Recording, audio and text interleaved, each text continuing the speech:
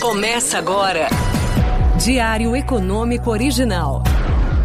Uma parceria entre o Banco Original e o Canal Rural, com uma análise das principais informações que impactam os mercados, a economia global e do Brasil. Apresentação Marco Caruso.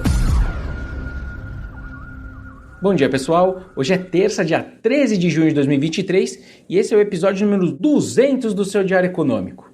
Os mercados seguem animados. As ações dos Estados Unidos, por exemplo, bateram o seu nível mais alto em mais de um ano ontem.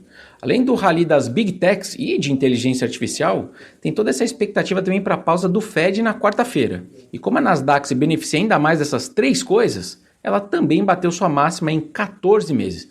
Vejam que os papéis da indústria de semicondutores, que avançam também junto com a inteligência artificial, valorizou já 33% nos últimos 12 meses.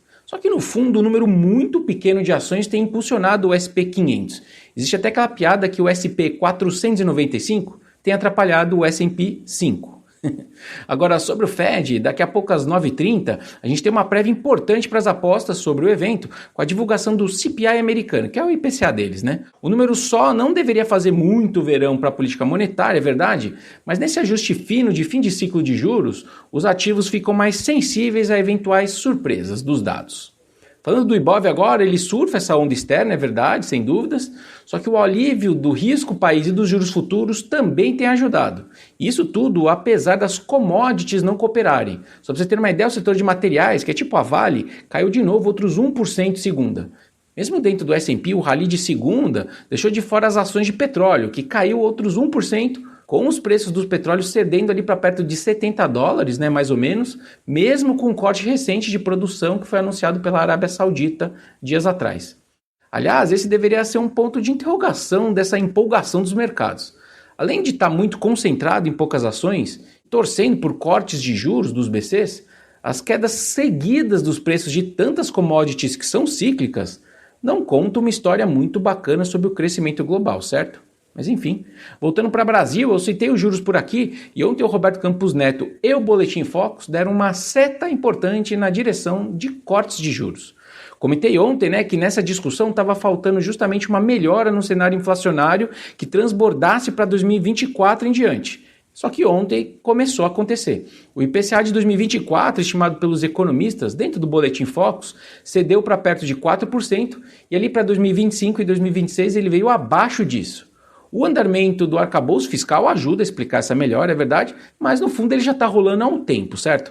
No meu entendimento, a novidade marginal é o aumento das apostas dos analistas de que o governo vai deixar a meta de inflação em 3% e não subir ela. Lembrando que a reunião do CMN que decide tudo isso é agora no final do mês. O presidente Lula, meses atrás, tinha levantado essa ideia de subir a meta para 4 ou 4,5, não sabemos, imaginando que isso poderia antecipar a queda de juros. Só que no fim do dia, essa possibilidade só fez, na verdade, o ciclo de cortes demorar mais tempo. Vale lembrar que antes da PEC da transição, decidir gastar 200 bi a mais esse ano, e também depois dessa discussão toda de meta subir ou não, o mercado, antes de tudo, tinha cortes de Selic entre o primeiro e o segundo tri desse ano. Bom, mas enfim, ontem o Roberto Campos trouxe falas no sentido de menos juros, como eu comentei. Ele destacou que a taxa longa de juros tem caído bastante, e isso ajuda no trabalho do Banco Central.